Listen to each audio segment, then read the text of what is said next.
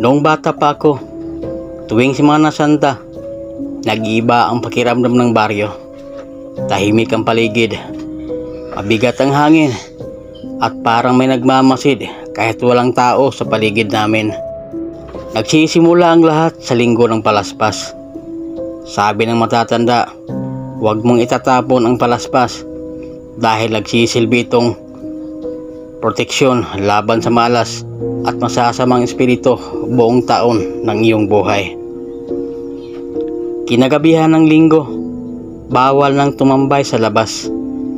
Sinasabi nilang mas aktibo ang mga nilalang na hindi nakikita kapag dumilim na ang langit at nagsimula ang katahimikan ng paligid.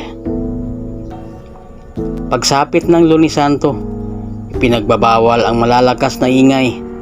Araw ito ng pagninilay. At kapag hindi mo iginalang, pinaniniwalaang malas ang kapalit para sa buong pamilya mo sa taon. May babala rin tuwing Lunes Santo na huwag maligo sa ilog. Pinaniniwalaang may mga espiritong naninirahan doon na nagiging mas aktibo at maaring sumunod sa sinumang maglakas loob. Pagdating naman ng Martes Santo, mas tumitindi ang takot ng matatanda.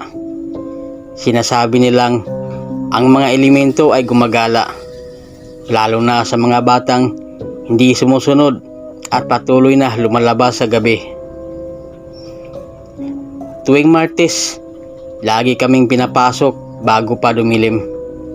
Paulit-ulit ang paalala ng lola ko na hindi lahat na nakikita sa paligid ay tao at hindi dapat basta pinagkakatiwalaan.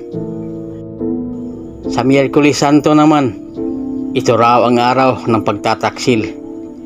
Ipinagbabawal ang pagsisinungaling dahil sinasabing mas mabigat ang kapalit nito at may agarang kaparusahan na maaring maranasan kahit sa parihong gabi. Sa gabing iyon, may naririnig kaming mabibigat na yabag sa bubong. Walang ulan o hangin, ngunit malinaw ang bawat tunog na parang may naglalakad na hindi namin nakikita. Ang Huwebes Santo naman, ang simula ng kakaibang pakiramdam sa paligid. Bawal magputol ng puno o halaman dahil may paniniwalang may bantay ang kalikasan na madaling magalit kapag ginulo ito. Sa araw ding ito, ipinagbabawal ang pagligo matapos ang 3:00 ng hapon. Sinasabing may mga kaluluwang gumagala sa tubig at maaring sumama sa sinumang maliligo. Ang Biyernes Santo naman, ang pinakatahimik na araw. Walang maririnig kundi kampana at bawal ang paglalaro dahil may paniniwalang maaring mapahamak ang sinumang hindi susunod sa tradisyon ng katahimikan. Pagsapit ng 3:00 ng hapon, bawal gumawa ng ingay.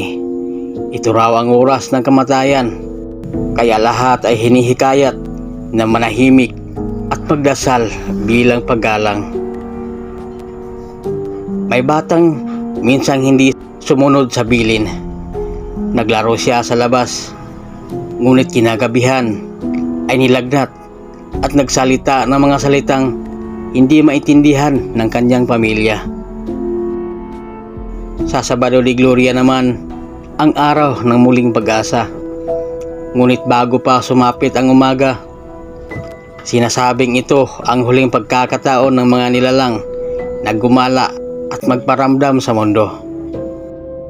Sa gabi ng Sabado, mahigpit ang bilin na huwag lalabas mag-isa, lalo na sa madidilim na lugar, dahil pinaniniwalaang mas madaling mapansin ng mga nilalang ang mga taong walang kasama. Linggo ng pagkabuhay, ang pagtatapos ng linggo. Masaya ang lahat, ngunit pinapaalalahanan na huwag kalimutang magpasalamat dahil maaring bumalik ang malas kapag pinabayaan ang pananampalataya. Sa buong Semana Santa, bawal daw magpagupit ng buhok. Kapag ginawa mo ito, pinaniniwalaang puputulin mo rin ang swerte at magandang kapalaran na darating sa buhay mo. Bawal din ang pakikipag-away sa panahong ito. Ang galit daw ay dinodobli ang balik, at ang masasamang salita ay nagiging sanhi ng hindi inaasahang problema sa hinaharap. May paniniwala rin na huwag tumingin sa salamin kapag gabi, dahil may posibilidad na hindi na ikaw ang makikita mong nakatingin, kundi ibang anyo na hindi mo makikilala. Ipinagbabawal din ang pagwawalis sa gabi, dahil tinataboy nito ang swerte palabas ng bahay. Sa halip, hinihikayat na maglinis sa umaga upang manatili ang biyaya. Isang taon, sinubukan kong baliwalain ang lahat ng babala. Lumabas ako ng gabi ng mag-isa. Iniisip, nakatang-isip lamang ang lahat ng pamahiin na naririnig ko. Habang naglalakad ako, napansin kong biglang tumahimik ang paligid. Walang aso, walang hangin, at walang tao na makikita kahit saan sa kalsada. Paglingon ko sa likod, may nakatayo na anino. Hindi ito gumagalaw at hindi ko makita ang mukha. Ngunit ramdam ko ang bigat ng presensya nito. Agad akong tumakbo pa uwi. Ngunit kahit anong bilis ko, pakiramdam ko ay hindi ako nakakalayo. Parang umiikot lamang ang daan at bumabalik ako sa pinanggagalingan ko. Pagdating ko sa bahay, hingal na hingal ako.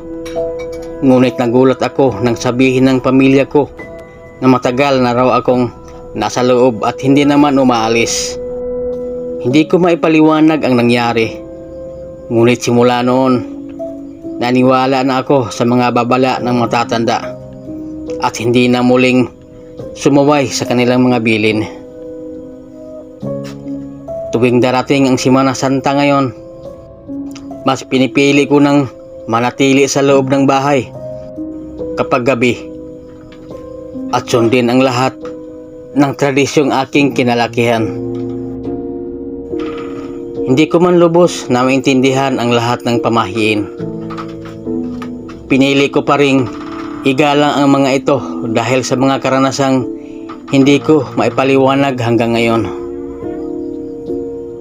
Dahil minsan, ang mga bagay na hindi mo pinaniniwalaan ang siyang unang lalapit sa iyo kapag hindi ka handa at wala kang sapat ng pag-ingat.